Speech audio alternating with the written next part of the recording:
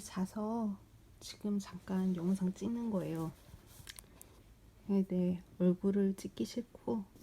읽었던 책은 땡큐 맘이에요. 비행기 티켓 한 장 들고 미국 공립학교 입성기.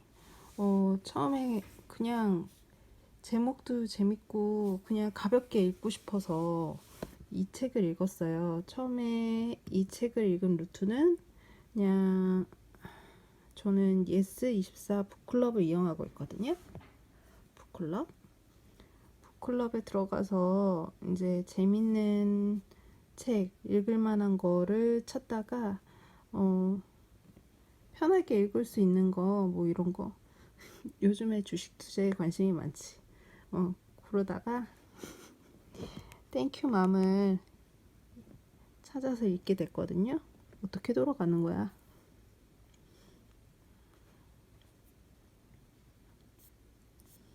어디 갔어?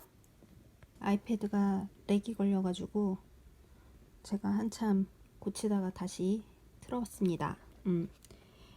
이 책이 제가 쓰고 싶었던 책을 대신 써주신 것 같아요.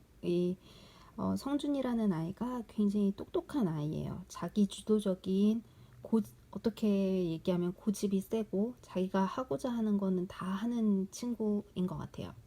그 친구가 그 친구를 도와주는 엄마죠. 엄마가 그 아이가 원하는 대로 해주다 보니 사교육을 안 하게 됐고, 왜냐면 자기 스스로 공부하는 걸 굉장히 좋아하는 아이기 때문에. 그래서 그 아이를 도와주면서 이 아이가 성공적으로 교환학생을 갔다 온 것에 대해서 기록을 남긴 거예요. 다른 친구들한테 다 도움이 될 수 있도록.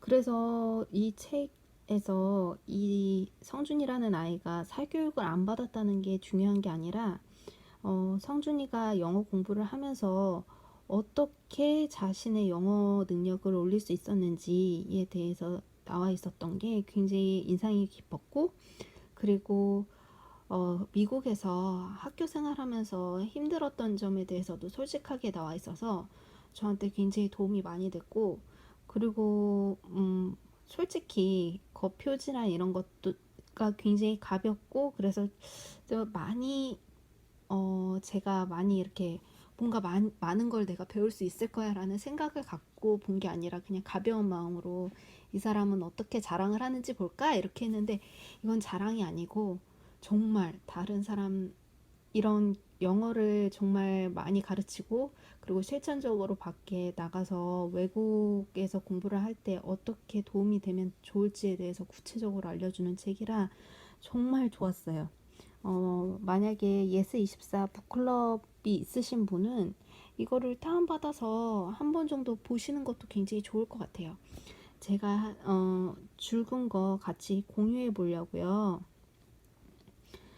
이렇게 제가 한번 적어봤습니다.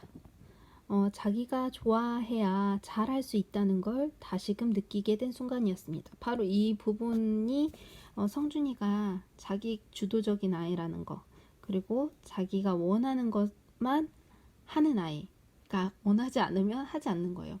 저는 우리 애들한테 공부할 때 이걸 해야 1등을 해 이렇게 얘기를 안 해요. 뭐 너가 남보다 잘나야지, 뭐 남보다 이렇게 남보다 잘나서 공부 잘해서 좋은 학교 가서 잘 되는 사람 진짜 솔직히 거의 못 봤어요. 누군가의 노예로 살고 있어. 그래서 저는 이 말이 정말 맞다고 생각하고요. 여기에서도 제가 정말 공감이 갔던 게 한국 사람들이 수학을 잘하는 이유는 한글 때문이에요. 한글이랑 한국어가 숫자를 굉장히 쉽게 개념화하기 좋게 되어 있는 언어입니다. 명예는 모두 세종대왕님께 돌려야 할 것 같다.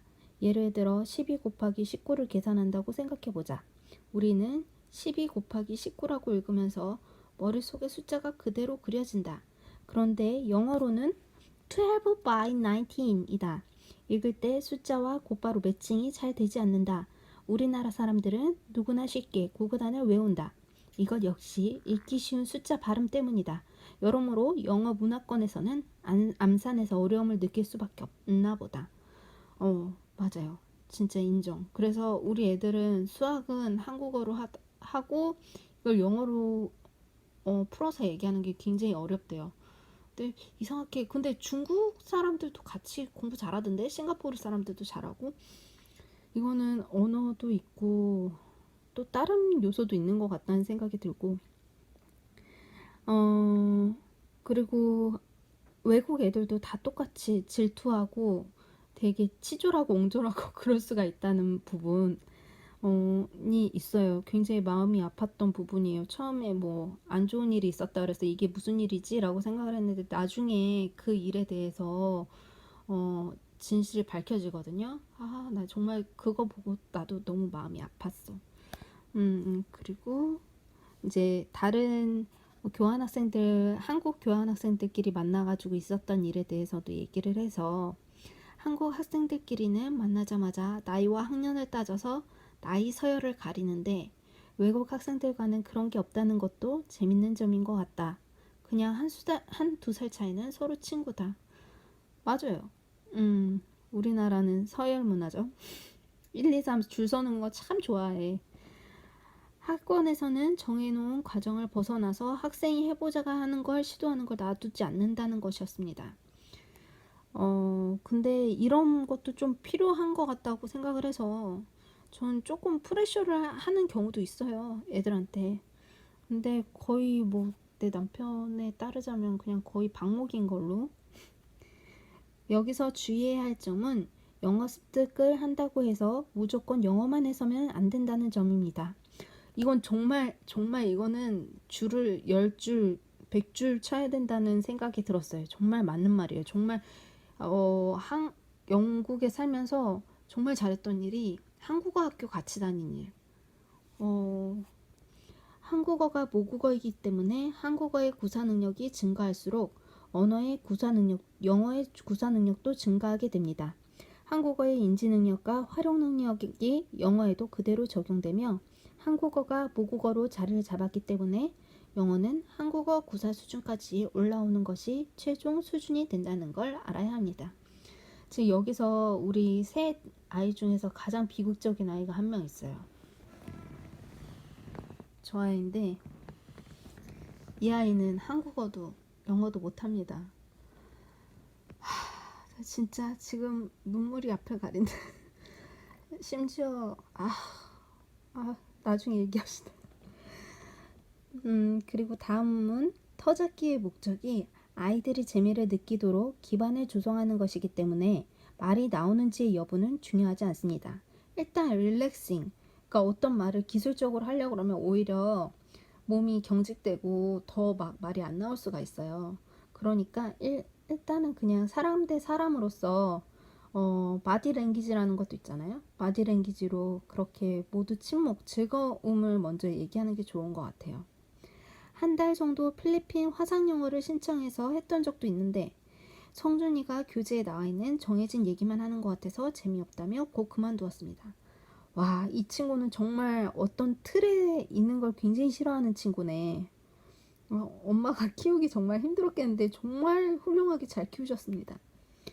문법을 몰라도 영어를 구사하고 일반적인 글을 쓰는데 큰 문제가 없다는 것이며, 더 높은 수준의 영어를 구사하고 싶다는 필요를 느낄 때, 자기가 원할 때 문법을 공부하면 된다는 것입니다.